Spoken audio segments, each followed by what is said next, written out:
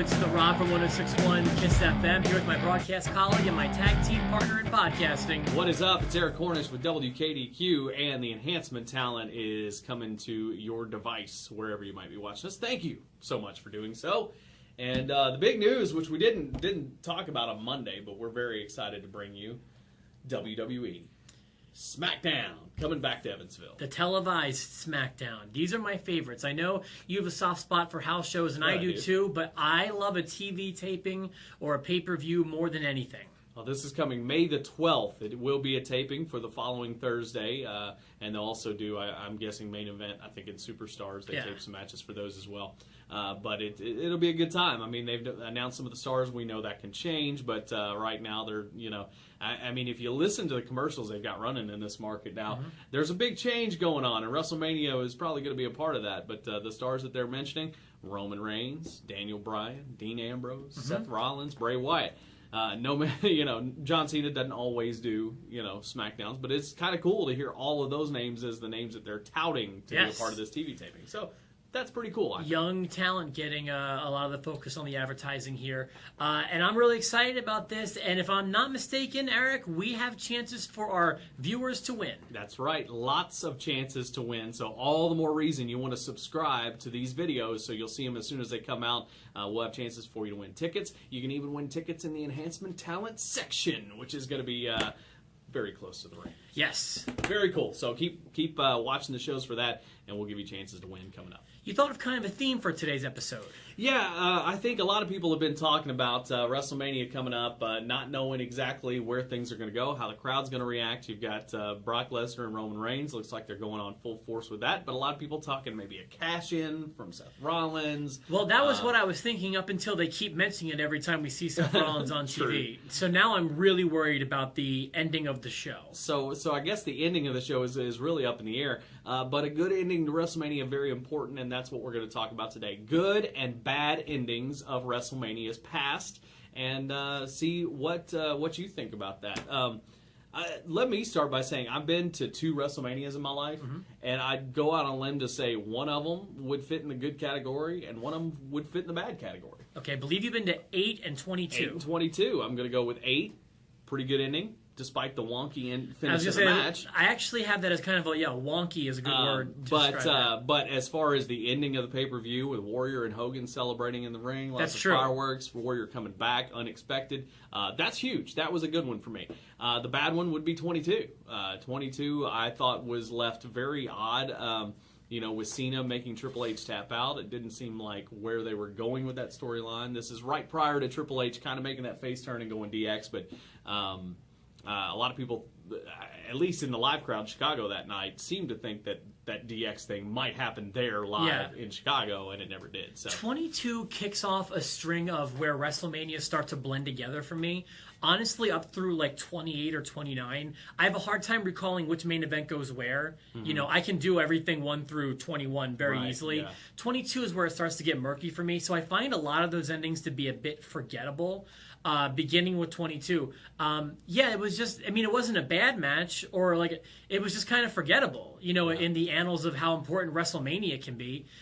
Begins a forgettable streak to me. I remember everybody walking out of the building that night just kind of like, It wasn't like everybody was walking out going, yeah, that was so awesome. Everybody was just kind of walking out going, really? Cena made Triple H tap out and that was it? That was good. Well, there were other ones. I feel like Cena's been involved in a few main events like that, even worse than 22. For example, 27 with The Miz. While I wasn't upset that Miz won, it was just a confusing end of the show. It was, and it was all set up to promote the very next year, obviously, as we know now. But it was an odd ending, especially with the match that only lasted a few minutes and then ended in a double count out before the obvious conclusion. It just was very un-WrestleMania like.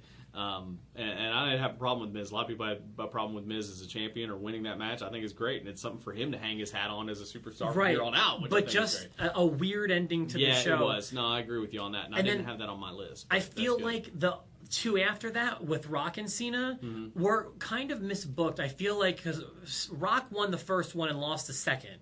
I felt like that was backwards. in my opinion. Especially that first year, I really wanted Cena to get that win, and it was just like a little deflating having a part-time guy like Rock to me beat a guy like Cena, and that was I wish they would have flip-flopped the years if they did that personally. And then the next year, I mean, a lot of people who, especially on the CM Punk bandwagon, think CM Punk probably should have been involved in that match, right? Or some way in the main event. And I tend to agree with that. CM Punk carried that banner for over 400 days, and then, Rock slides back in, wins the title, and, and has the big match with Cena. Probably wasn't the best of ideas.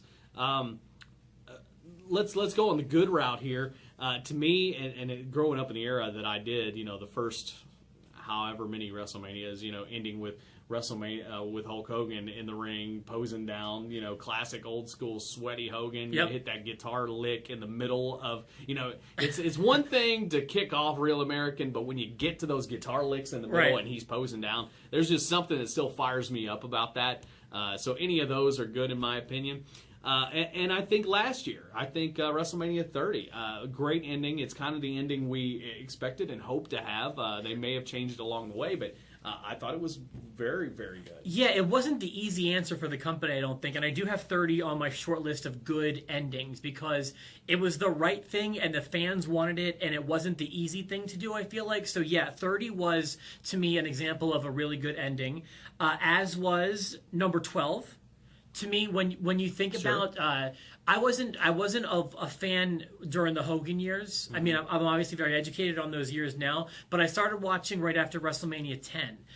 11 was more forgettable, but 12's ending with Shawn Michaels on his knees, finally winning that first title, was. I mean, how many times has that been shown? Yeah. I actually bought a piece of the mat that he was on in that because that was such an important moment in my childhood. Very cool. I've got one in a plaque. I have a little cutout of the ring with Sean's autograph on it, and it was a very, very a very memorable ending to the show. It was a good build. It was a good build to that match too, for sure. And speaking of Shawn Michaels, I'll go with 26. His retirement. As he's leaving, I thought that was well done. It wasn't as great a match as the prior year, but at least they made the right decision and put it on last. Knowing that probably nobody would be able to follow it. That being said, 25 turned out very poorly because you had that great match. You even had a great triple threat match with Cena and Edge and Big Show, and then you end the night with a very confusing match with Triple H and Randy Orton that I think just kind of took the steam. Everything else took the steam out of the crowd. Yeah. And to end with that match seemed very just kind of like, okay. See, those all fall in the years of very muddling. Just they all blend together for me. 30 broke that streak of muddling for me because it was a great show where a lot of memorable things happened. I'm hoping 31 has the same thing, and it has the potential to. I really hope that Rollins cashes in. Yeah, I think it's the year. I think it needs to happen. As a Bret Hart mark, the way I've been, WrestleMania 9 has a bad taste in my mouth. And that's one last one that's left on my sheet as well. Bad at WrestleMania 9. Yeah. And the next year, WrestleMania 10, very good. Bret Hart on the shoulders. Sure. So. WrestleMania 9, I want to talk about that real quick. I mean, obviously people know about the politics and Hogan coming back, and they didn't think he was going to come back, and it was a double main event. And, the logic of that entire thing, even as, I don't know how old I was, 12 or however old I was then, even the logic was lost on me because when you're a monster heel like Yokozuna, you have cheated to win and you beat Bret Hart. Okay, you've done your job.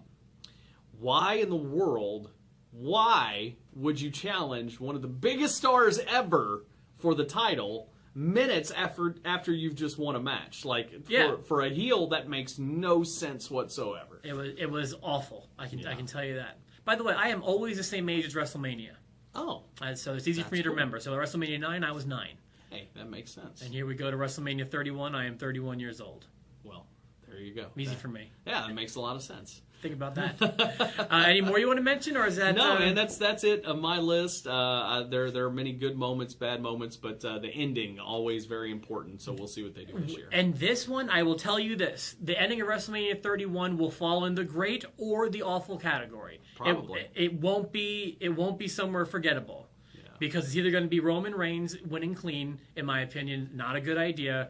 Maybe Rollins cashing in. There's a lot of ways it could go still, but I'm hoping for a great ending.